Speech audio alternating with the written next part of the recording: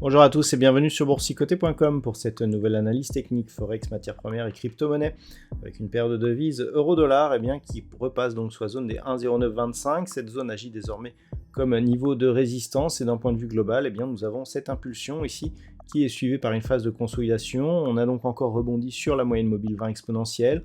On a testé ici la zone 50-61,8 par rupture de la zone des 1,0840, mais cette zone a fait son office puisque elle a repropulsé la paire de devises donc sur la résistance des 1,0925. On a toutefois une dynamique qui reste baissière, succession de points hauts et de points bas qui reste baissière ici d'un point de vue daily, donc toujours dans une phase de consolidation. Ce qu'il faudra surveiller la semaine prochaine, c'est un éventuel retour des cours ici au-delà de cette zone des 1,0925, seul élément ici qui pourrait confirmer la possible reprise d'un mouvement haussier. Sur la paire de devises livre sterling contre dollar américain, c'est la zone des 1,2610 qui a fait obstacle à la poursuite du mouvement baissier. On est bien venu ici, on est bien descendu sur cette zone, on s'est stabilisé et il semblerait que l'on remonte. Toutefois, ce mouvement ne sera sans conséquence et ne sera que technique tant que l'on n'aura pas repassé la zone des 1,2750 à la hausse. Cette zone a été résistance ici sur cette petite phase de rebond. On s'est certes arrêté sur la zone des 1,2610, mais la moyenne mobile 20 exponentielle ayant été cassée, on a beaucoup moins de dynamique haussière. Donc clairement, c'est sur rupture de cette zone que l'on pourrait reprendre de la dynamique et se projeter vers un retour sur la zone ici des 1,2870. Au niveau de l'or, l'enfoncement ici des 1910 $ l'once a affaibli la dynamique haussière qui avait été impulsée ici par ce mouvement.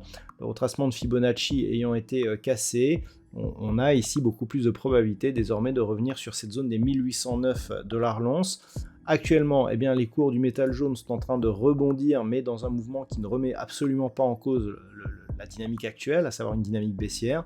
On a ici donc une forte attaque sur la bande de Bollinger inférieure, suivie d'un rebond technique qui est largement sous la moyenne mobile 20 exponentielle, qui précédemment était résistance ici sur l'évolution des cours. Donc pour l'instant, cela ne change rien du tout. On est sur un rebond qui est purement technique. Il faudrait au minimum repasser au-delà des 1957 $ l'once pour espérer retrouver une tendance haussière. Et si la rupture ici des 1910 $ l'once venait à être confirmée, le prochain objectif se situe à 1880 puis 1855 $ l'once. Au niveau du WTI, c'est toujours la neutralité qui domine avec cette zone médiane ici, c'est des 70,40 $ le baril. On a ici une zone de support qui agit à 67,20. Pour l'instant, donc c'est totalement neutre dans une dynamique ici qui est baissière d'un point de vue moyen terme. Et enfin, sur le Bitcoin, la rupture ici des 29 000 $ pour un Bitcoin n'a pas donné lieu à une accélération puisque on a donc bien cassé cette zone et on se stabilise désormais autour des 30 500 $ pour un Bitcoin.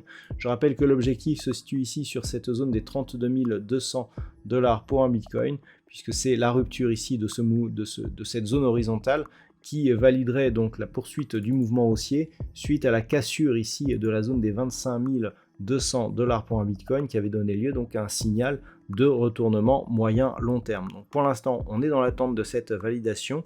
On reste toutefois dans une dynamique légèrement haussière sur cette crypto-monnaie.